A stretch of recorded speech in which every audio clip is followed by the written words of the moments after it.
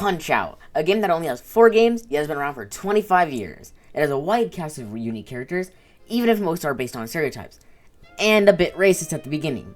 Like, really? Pizza pasta. It is a game that started as an arcade game and ended as a console game. In these games, you play as Little Mac, a short kid from New York. He has his iconic star punch that he got from Dark Lewis, and has had several references in other games. His SNES design was used in Fight Night Round 2, and he appears in Captain Rainbow. So, that is just the background. Now, let's rank these games. Before we start, I just want to say these are my opinions, and if you have different opinions, you can put them in the comments. Ladies and gentlemen! So, the Punch-Out game I'm putting in fourth is the arcade game. This game is a great way that you could have started the series. It is a game that is fun and has a new layout of screens for an arcade machine. The main reason this is so low is because it needs to be played on an arcade machine. Is this bad? Absolutely not. It adds charm and it's fun and another game for the arcades. But the other games being on a home console allows it to be played more. And so you aren't using all your quarters to get past one certain challenger. So yeah, this game isn't bad, but the other games are better. Fight! Punch-Out on the NES. This game is fun and has a lot of content.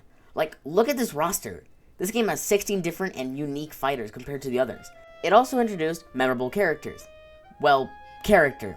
Single. Bear Hugger. So I was wrong. Bear Hugger was not introduced in this game. He was introduced in the arcade game. The one thing that drags this down are the characters that get forgotten. Except sometimes Nick Bruiser. Another thing is how little personality is in their quotes. They are very generic. I will say though, that this game looks really good. Will I ever get used to Little Mac's design in this one? No. Mike Tyson's Punch-Out. Wait, one sec. Sorry. Punch-Out on NES. Yeah, the game changed a bit from Mike Tyson's Punch-Out to Punch-Out. They replaced Mike Tyson with a guy named Mr. Dream.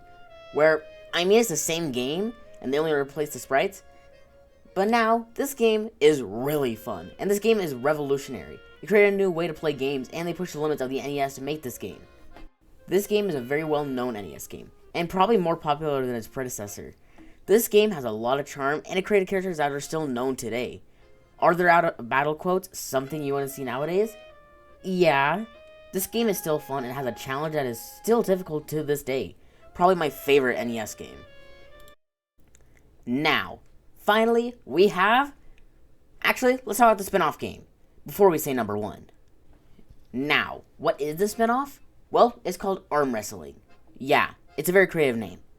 Well, this is a game about, well, arm wrestling. You must fight 5 opponents to win, one just being Bald Bull in a mask. It has the same thing as the arcade versions of Punch-Out, having 2 screens. I lied. One more thing before we get to number 1. We can't forget about his inclusion in the biggest fighting game ever, Smash Brothers. Added in Smash Bros. Brawl as an assist trophy, and added in the Wii U and 3DS versions as a playable fighter. We see Little Mac as a very strong fighter. Even a bit too strong, so they made him useless in the air. Along with him, they added several sprites in Smash Ultimate. Knockout! So, here we are, number 1 of this list, and it is Punch-Out on Wii.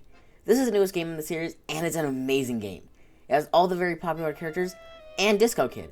It looks great, and the gameplay is fun. Even though there's less characters than the last game, Super Punch-Out, it has so much more after the main game, being Title Defense, where each fighter gets a little design change and gets a lot stronger. We also have Mac's Last Stand. You fight an infinite number of random matches against old opponents in their title defense forms. And if you lose 3 times, your game is over. Also, if you're lucky enough, you'll find a secret opponent. Okay. It is a game with so much to do. Also, each character has a personality and even talks in their own native language. Also, before every fight, title defense, and normal, we get a little intro about them. Even though this will most likely be forever the newest game in the series, it ended the series with a game that wasn't a watered-down version of an older game. It's over! It's over! So yeah, that's my ranking of the 4 games. Remember, these are my opinions.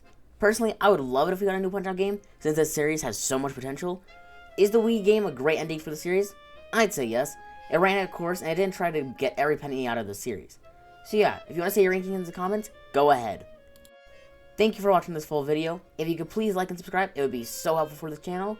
And yeah, I hope to see you soon.